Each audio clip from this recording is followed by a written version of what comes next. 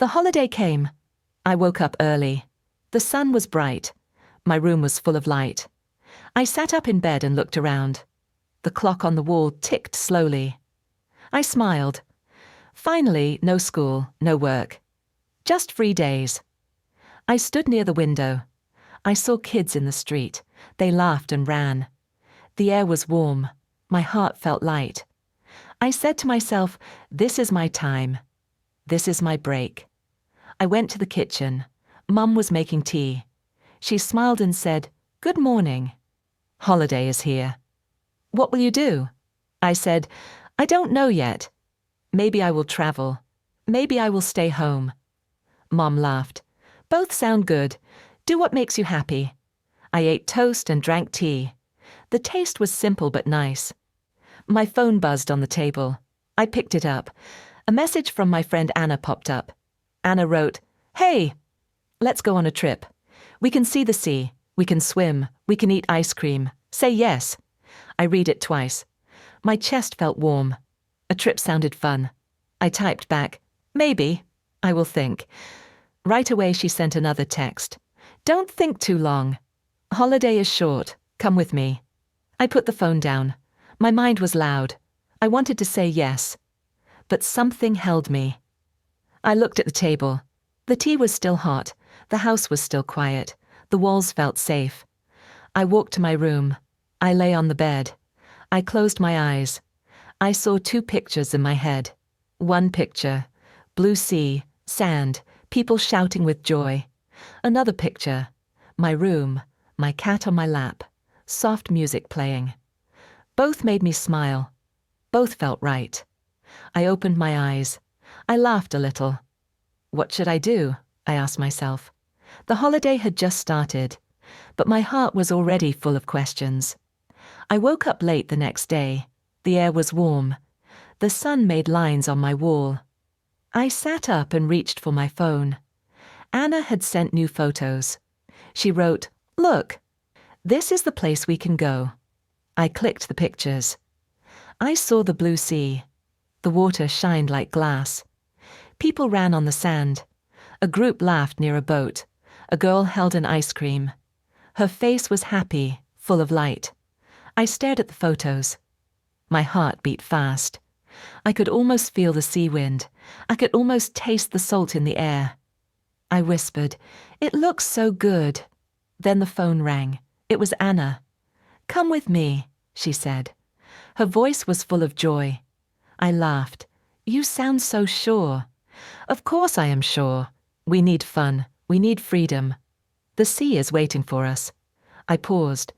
"I don't know. Home feels nice too." "Home is always there," she said, "but holiday is short. You can rest later. Now we can live." Her words stayed in my head. Now we can live. After the call, I walked to the mirror. I looked at myself.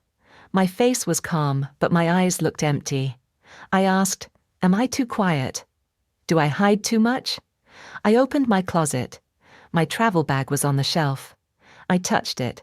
Dust sat on the zipper. It had been a long time since I used it. My chest grew warm. I thought, maybe I do need to go. I went to the window. Outside, the street was alive. Kids kicked a ball. A man rode a bike. A dog barked at the gate. Life moved fast. I felt still, like water in a glass. I grabbed my phone again. I looked at Anna's photos once more. I smiled. I imagined myself in a white dress, walking by the sea. I imagined laughing with strangers, eating ice cream, dancing in the night. For a moment, it felt real. For a moment, I was there. But then, silence came back. The house was quiet. The clock ticked again. My cat jumped on the bed. She curled up and closed her eyes. I touched her fur. She was soft, warm, safe. I sighed. Two worlds pulled me. One world was noise and light. The other was calm and warm.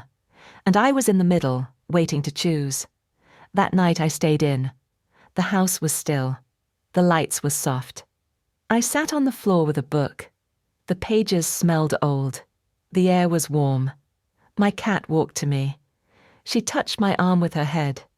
I laughed and said, "You want love, don't you?" She purred and curled in my lap. Her small body was soft and alive. I stroked her fur. My heart felt calm. From the kitchen I heard Mom.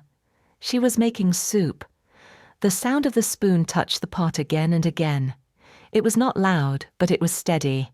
She called, "Dinner soon." "Are you hungry?" I said, "Yes, I am. It smells good." She laughed. Her laugh was light, like music. I put the book down and walked to the table. The soup was hot. The steam touched my face. I sat, and Mum sat across from me. We ate slowly. She told me small stories. About the market, about a neighbour, about the price of fruit. Her words were simple, but they filled the room.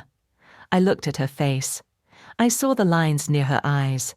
She smiled often, and the lines stayed. My chest grew warm. I thought, this is also holiday. This is also joy. After dinner I went back to my room. The night was quiet. Outside the moon was bright. The trees moved in the wind. I opened the window and let the air in. It smelled fresh like grass. I sat by the window. I thought about Anna's sea. I thought about ice cream and music. My heart beat fast for a moment. But then I looked at my room, my books, my bed, my cat, my lamp. All so close, all so safe. I whispered to myself, why go far when peace is here? But my mind did not stop. It showed me 2 doors. One door led to noise, travel, people. One door led to rest, home, love. Both doors looked open. Both called my name. I lay in bed. I pulled the blanket up. My cat curled near my feet. I closed my eyes. The clock ticked again. The sound was steady, steady like my breath. Still, my heart was not steady.